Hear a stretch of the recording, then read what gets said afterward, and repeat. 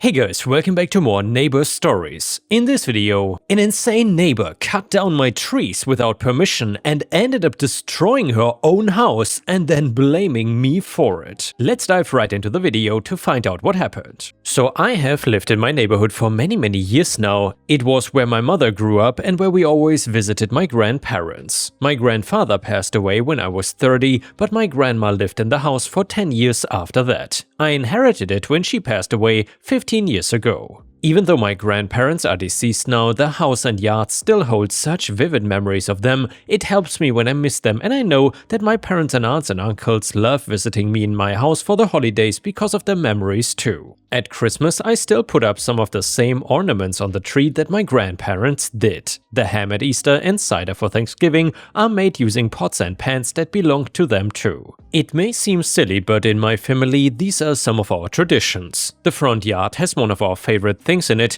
and that is an oak tree that was planted by my grandfather when he was just a child. His parents, my great-grandparents, were the original owners of the property. My neighbor, Karen, who moved in next door about a year ago, absolutely hates the oak tree. She complains repeatedly in the fall when the tree starts dropping the leaves. It doesn't matter that her children love to make piles of leaves and jump and play in them, Karen just sees them as an inconvenience. Last fall, she was petty and kept tossing the leaves back on my lawn. The leaves don't bother me though, I leave them out all year long for animals to make a winter home in. Come spring though, when I start mowing the lawn, they get mulched up and used as fertilizer for the lawn. That's maybe one of the reasons why I have such a green lawn for the entire summer. Karen's lawn does not look nearly as good as mine does. I gave her my suggestions for maintaining her own lawn and letting the oak leaves and any other leaves that happen to float onto her lawn from her own trees or those of neighbors help her instead of hindering her, but she wants nothing to do with it.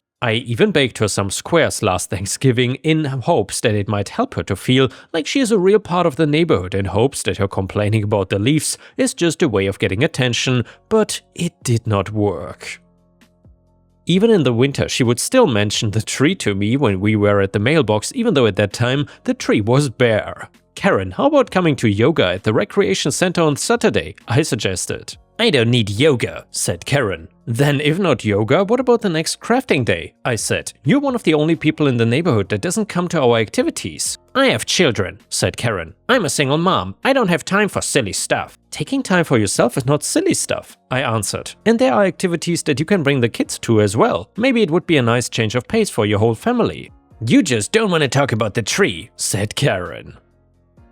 And that is what is causing so much trouble in my life. Not only does it drop leaves, but it blocks the sunlight coming into my house. It is a menace and you should get rid of it. I'm not getting rid of my tree, I said. My grandfather planted it and it means the world to me and my family. It is just a stupid tree, said Karen. Well, maybe to you, but not to me. Cut it down and plant some manageable shrubs, said Karen. Stop being so selfish, the neighborhood is not just about you. Karen's comment bothered me, but I knew that there was no point in trying to talk to her about the situation. She was just being completely unreasonable and irrational. I'm actually heavily involved in my community, including helping out at our local food bank, helping to organize community activities, and in our church. To my knowledge, Karen is not even a member of her children's school's parent participation organization. I did not know what I could do to help make Karen a part of the community and not have her focusing so much on petty stuff like some tree leaves. At the start of spring, when the buds began to appear on my tree, Karen came over and handed me a business card for a tree cutting company. I'm not having my tree cut down, I said. How many times do I need to tell you that? The tree needs to come down, said Karen. And since it infringes on my property, I should have a say in the matter. Seriously? They're just some leaves that fall onto your side. The tree is clearly just in my yard as it has been for over 80 years now. It blocks my sunlight too, said Karen. You're making life for me and my children miserable. Well, I think you're just saying it makes you and your kids miserable because you are not happy in your life and you need to take it out on someone. I'm not gonna give in to that. That tree has been there longer than any of us and it's gonna stay that way. Are you sure it is just on your property? Said Karen. Because it clearly hangs onto my side. It is clearly within the boundaries of my property, I replied. And actually, I had checked it into all with a surveyor when Karen had begun to complain about the situation shortly after moving in next door. I missed my former neighbor Doreen. She had lived in her home for almost the entire time that I had lived in my house. She had never been any problem but had decided to move so that she could be closer to her children and grandchildren in her retirement. I did not blame her, but having Karen next door was certainly not easy to deal with. A few months ago, I headed off to the Dominican Republic to enjoy an incredible beach wedding for one of my cousins, and when I left, I was really looking forward to the trip. I could not wait to spend time with my family and enjoy the sunshine. I had not gone on an actual vacation in a long time, since I tend to be a bit of a workaholic. However, attending the wedding was not something I could just put off because this was for one of my cousins who I'd grown up with and we were as close as sisters. That forced me to do something good for myself and to go and enjoy myself. It was a wonderful trip, but I never expected the scene that I returned home to. Driving up to my house, I was astounded to see that my tree was gone. There weren't even any branches or even a tree stump, it was just all gone. I knew this was not something that a storm could do, and I had not heard of anything like a tornado taking place in my neighborhood. I have weather alerts enabled on my phone, even though this kind of bad weather is very rare where I live. However, it did not take me long to notice the danger tape around Karen's house either. The roof appeared to have caved in. I expected that the damage to Karen's house and the fact that my tree had completely disappeared was not a coincidence. It was not like my tree was tiny, it was an oak that was over 80 years old. It meant that it had help in disappearing. I could not believe that no one in my neighborhood had sent me a message about this. I could have used some warning. I bit my lip trying not to cry, as this piece of my history and my family's heritage was now gone forever. I knew that Karen was the first person that I needed to talk to, but with her house in the condition it was, I did not expect that she would be staying there because it wouldn't have been safe to do so. I asked around about Karen and the situation, but many people in my neighborhood, even the ones I knew so well, were fairly tight-lipped about the whole situation. However, they did tell me that Karen was staying at a shelter in the next town with her children. I drove over there and found her. "How about a walk?" I said. "You and I need to talk, but I don't think it is something that your children or the other residents of this shelter need to hear." "We certainly need to talk," said Karen. "Your tree wrecked my house." "Outside," I replied, biting my lip to keep from crying or yelling at Karen in a room full of people who all had their own struggles. Karen and I headed across the street to the park, and I said, "Now tell me how my tree managed to wreck your house."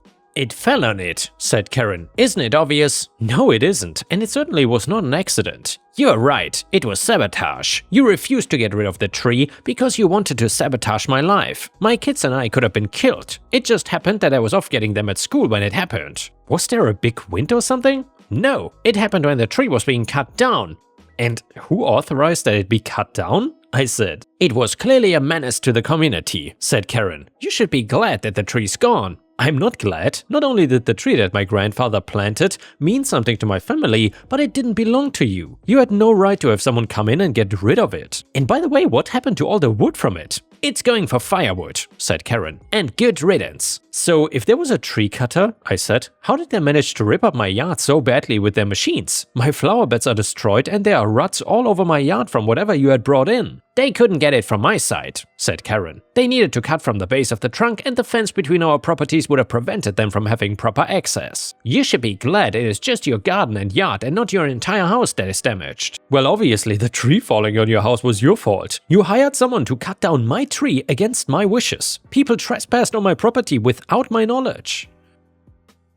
"That is a crime." "Get over it," said Karen. "The tree was a menace. It was dead and dangerous." "Do dead trees bud and make leaves?" I asked. "The tree's gone," said Karen. "It cannot do anything to us ever again, and you only have your yard and garden to clean up. Meanwhile, I have to get my whole house fixed as soon as the insurance is done with their report." I was so angry about this whole situation that I contacted the police to see what could be done about the situation, and they told me that they were looking into this and that an investigation had been opened due to the damage to Karen's house. I explained to them that I'd been out of town and had not given my permission for a tree cutter to come in. As it turned out, the tree guy was not even certified to be cutting trees with the height and diameter of mine. His negligence and inexperience were the reason why the tree had fallen on Karen's home. And since the tree guy was not registered, it meant that the insurance would not cover the damage to Karen's house because she had hired the company. The next thing I knew, I was getting registered mail.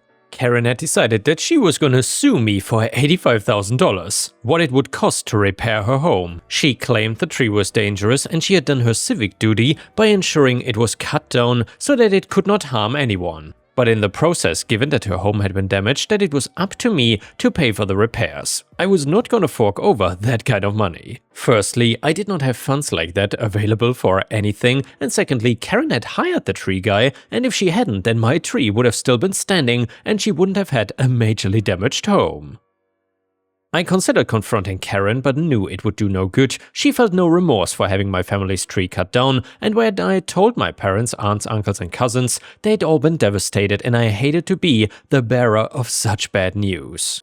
I felt like I'd let everyone down. I was the one who had inherited the house, and that meant that it was up to me to protect the legacy. I had failed because I'd been gone to the wedding, and Karen had taken advantage of my absence to scheme away and hire the tree guy who had not been skilled enough to even safely remove the tree. Also, I was not gonna pay for the damage to her home, as it had absolutely nothing to do with me. I had not been the cause of it, and she was not gonna guilt me into it just because her home needed repairs or because she had hated the falling leaves. I decided that my best course of action was to consult a specialized attorney who could teach me about tree law and then represent me. I learned that my tree was valued between $37,500 and $75,000. This was based on the tree's diameter. This was evident from the small piece of stump that was sticking out of the ground. The tree guy had not even left a tall enough stump for me to install a flower basket on. Upon discussion with my lawyer, I decided to countersue Karen for the illegal removal of my heritage oak tree and the trespassing, as well as damages to my property. An arborist confirmed that to replace a tree that size and in the healthy condition it was, the costs would be around $45,000. I was astounded by this information. I'd only ever thought of my grandparents, especially my grandfather, when I looked at the tree, and not what the tree was worth in terms of dollars. Not that I could have sold it even if I wanted to. It was a living thing connected to the earth by its roots and tree stump, and that meant it was in my care and should have been able to stay on the property even after I was gone from it. Karen was furious when she learned that I was countersuing her.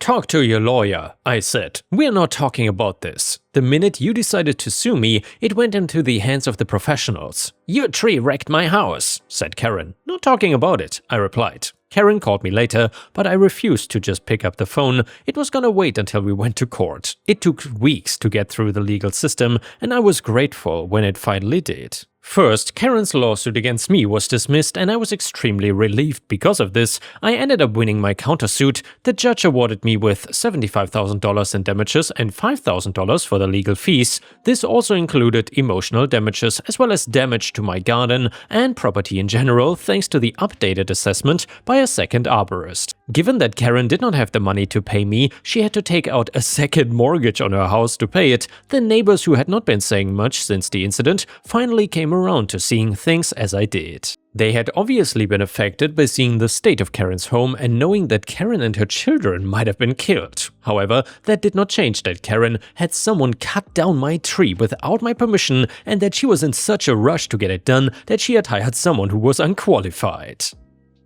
With the money from the settlement, I have been able to plant new trees. I know it will take years before they get as big as the tree my grandfather planted did, but it feels so good to see a tree growing where the one that my grandfather's tree did. Karen has her house up for sale now, and I am hoping that whoever moves into the house will become a friend and not someone who wants to make life more difficult and not listen to reason. Life is hard enough without pettiness. And yeah guys, if someone would remove a tree from your property without permission, what would you have done? Would you have cared as much as OP? Let me know in the comments. And while you're at it, please don't forget to subscribe because that would help me tremendously. So the next one is a petty revenge story, and it is titled "Sit in my seat and refuse to move? Enjoy being uncomfortable." So last week I took a flight from Athens, where I'd been visiting relatives, to London. It was a late flight, I was exhausted and the plane was full. I was in a window seat which I had chosen so I could rest my head against the walls and sleep. But when I got to my row, there was a guy in my seat. He had big headphones on and had his head turned away from me. I tried telling him that he is in my seat, but he didn't respond. Thinking maybe he cannot hear me because of the headphones, so I gently tap him on the shoulder, but no reaction. I try again, still nothing. He doesn't even turn towards me. Edit, he's clearly not asleep, he's sitting upright and I can see his eyes are open. I considered calling over a flight attendant to ask him to move, but there is not one nearby and I'm not in the mood for it to be a whole thing, so I just take the middle seat and quietly fume. A few minutes later, the young woman who is sitting in the aisle seat arrives and takes her seat. She is traveling with her friend who is sitting in the window seat in the row behind us. They are talking to each other across their seats, and then the woman sitting in the aisle seat turns to me and asks if I can swap with her friend so they can sit together. I say sure, no problem. Now, at this point, it is important to point out that her friend is very fat, borderline obese. Not fat shaming here, I'm a heavy guy myself, but she's at least twice as wide as me. I probably would have swapped even if she had not been fat, but I saw a chance at revenge. As I get up to move, I see the guy sitting in my seat has turned around and realized what is about to happen. He does not look happy and gives me a look like he's saying, "Please don't move." I ignore him and swap seats.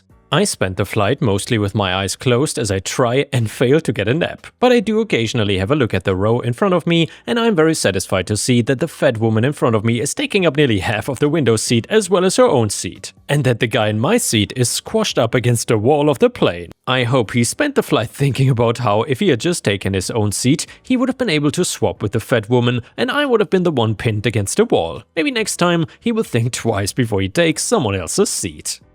And yeah guys, if you've ever gotten petty revenge on an airplane, I would love to hear your story because that is one of my favorite situations to get some slightly satisfying petty revenge. And the next one is titled, "A Thief Gets What He Deserves." I was not sure if this was petty revenge or even malicious compliance, but I put it here as it seemed better. So I used to work at a large car dealer and everyone was given assigned parking. The women usually got the first few rows as the lot could be a little dark and scary during the winter, so consequently the guys got the rows up against the fence further away. No big deal, anyway, my spot ended up being way down in the back corner of the lot and that was fine with me. Every now and then I would show up and there was a car in my spot, leaving me to scramble for another one before work started. The problem being that the used car salesmen were trying to hide a car they had prospects on over the weekend and did not want it sold out from under them until they could show up on their next shift, and if they worked Sunday, they usually had Monday off. Salesmen being salesmen, they would steal a sale from their brother to make a buck, but that's another issue. So they would hide cars in employee parking and then the person whose spot they stole would have to find another spot, usually at the last minute, and sometimes they would be a dick and just take someone else's assigned spot,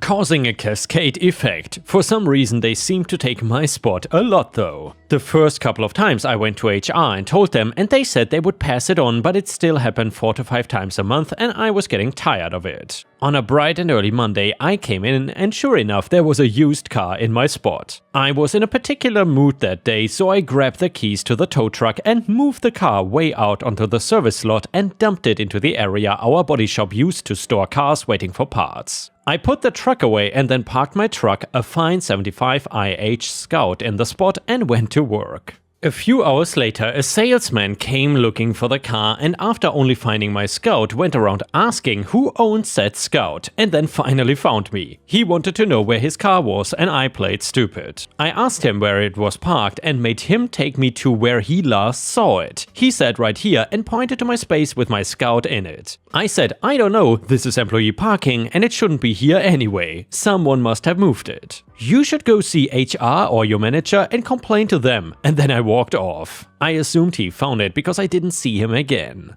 Next Monday the same thing happened, but this time I towed the car and parked it across the street on another dealer's lot. I knew the manager there and he said it was fine. I returned the tow truck and went to work. A few hours later another salesman was back in my face looking for his car. I told him the same thing. I have no idea what you're talking about, and I went back to work. A few hours later, HR, the used car manager and the salesman show up in my bay looking for the same car from earlier. So then the manager and HR started asking me where the car was and I asked them to show me where it was parked. We went down to the lower lot and he pointed to my spot with my Scout sitting there and said it was right here. I asked him, so it was parked right here in my assigned parking place and now it's gone? He said yes, it was parked right here and I added in my spot. I just want to confirm that. Yes, in your spot. The UCM was getting annoyed with all of this and I asked, why are you getting pissed at me? Your kids, pointing at the sales guy, keep parking them here. It's my assigned spot and I've been dealing with this for months. He responds, I'll deal with that. Where's the damn car? I said, parked across the street at Friendly Dealers. What the hell? How did it get there? Well, I towed it. Hilarity and anger ensued and I went back to work.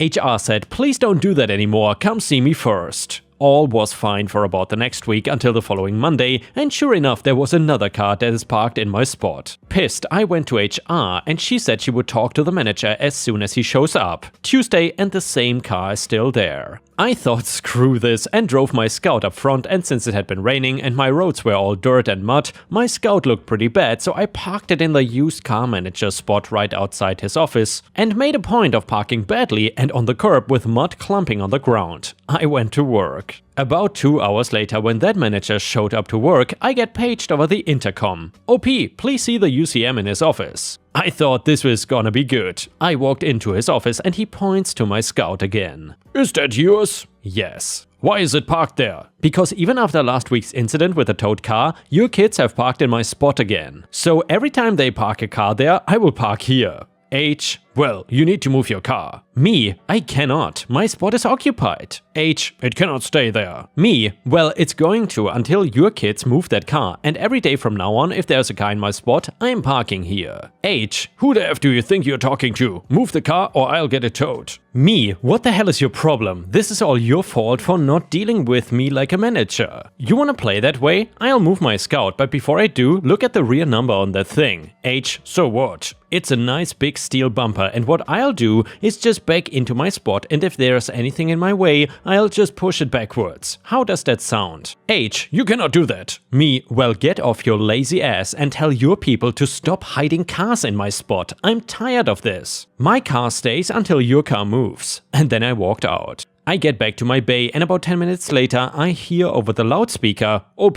please see general manager in his office immediately. I walk into GM's office and the used car manager and HR are both there. The UCM looks pissed and HR looks amused. The GM asks what is going on, and I told him. I spoke to the salesman and asked nicely, I spoke to HR and told her what's going on, and I've spoken to Commander Douchebag a few times and about his people parking cars in my assigned parking. They still continued, so I started parking in his spot when his people parked in mine. He then shakes his head, asks the UCM if this is the case, and he starts to yammer. The GM just holds his hand up and says, stop! He looks to HR and asks if this is true, and then she said this has happened. The GM asks, can you please move your car and I'll settle this. I closed the door and could hear the GM reaming the UCM through a closed door 30 feet away.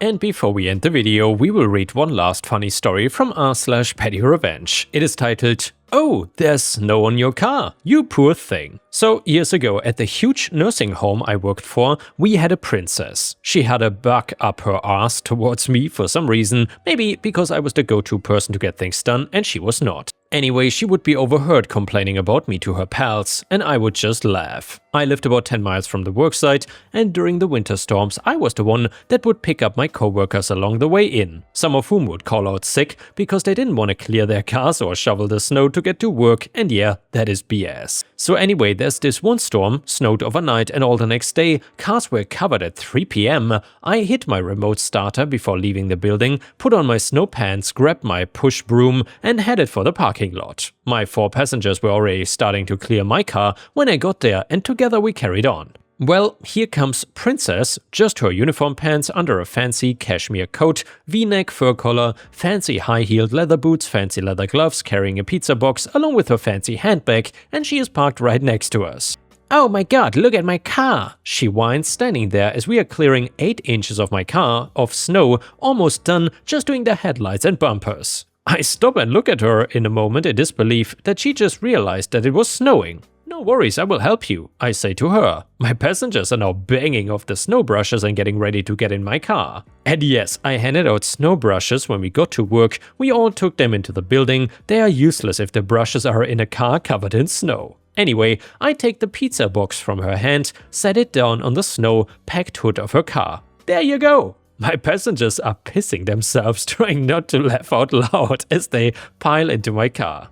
I keep as straight a face as I get in, leaving Princess standing there with her mouth open. She found another job somewhere about 6 weeks later. The poor thing. Snow on her car. Can you believe it? And yeah guys, thank you so much for watching. Please don't forget to like the video and I will see you again tomorrow.